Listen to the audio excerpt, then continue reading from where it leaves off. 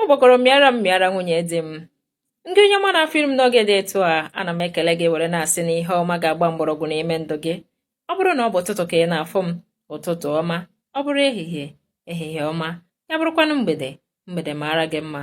Ka chi fụrụ taa fụtere gị ihe ọma. Aha m bụ Odoziakụ Emilia Onyinyechi Nwankwọ, mana kpọọ m Adaọla Edo. Dịka esi wee marụ, a sị na igwe bụ ike, tinyere na ọ na-abụ arụọ n'anwụ erie na ndo. Nke a mere ndị Ebonyi Kings and Queens ji ohere a were na-akpọku ndị Ebonyi steeti, onye ukwu ma onye nta, ọkachasị ndị ọchịchị ọdịnala, ka ha bikọpụta n'igwe bịa nọnyere ha na nnukwu mmemme nnọkọ ngwụcha afọ nke ha na-akwado ime. Mmemme a ga-abụ n'ụbọchị Wenezdee, ahịa Eke, abalị 4 n'ime ọnwa mbụ nke afọ 2023.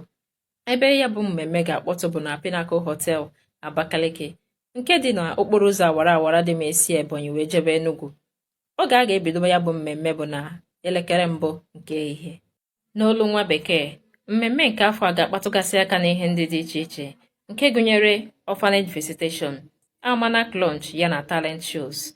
Ya bụrụ na ị bụ onye na-amabeghị ihe gbasara Ebonyi Kings and Queens mbụ, ngwa gezie ntị ka mgbaga okwu n'eze. Karakpo ihe ji wee guzobe Ebonyi Kings and Queens bụ maka mmepe obodo site n'ịhụnanya na njikọ, nke ga-agbado ụkwụ na ngosi ọdịnala, dịka o si wee doo nwoke na nwaanyị anya. Mpaghara Ebonyi steeti dị iche iche nwere oge dị iche iche ha ji eme mmemme iri ji ọhụrụ nakwa omenala ndị ọzọ, mana o nweghị mmemme na-akpọkọnata ha ọnụ ka ha pụta n'igwe bịa mee ya bụ mmemme dịka otu ezinụlọ buru ibu. Ya ka Ebonyi Kings and Queens ji wee chee na ọ ga-adịkwanụ mma inwe mmemme dị etu a iji wee kpọkọnata obodo site n'ịhụnanya, njikọ na ngosi ọdịnala. Nke a bụ ntụnye azụ banyere ihe ndị Ebonyi Kings and Queens bụgasị n'obi. Onye nụ ya biko kara nwanne ya. Onye tinyere aka n'ozi ya bụ Maazị Nnamdi Ezaka.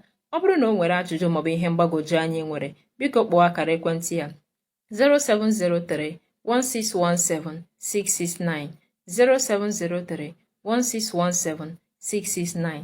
Echefukwala na onye na-afụ iri ya bụ Odoziakụ Emilia Onyinyechi Nwankwọ. Kpọọ m Adaọla Edo. Ya gazie.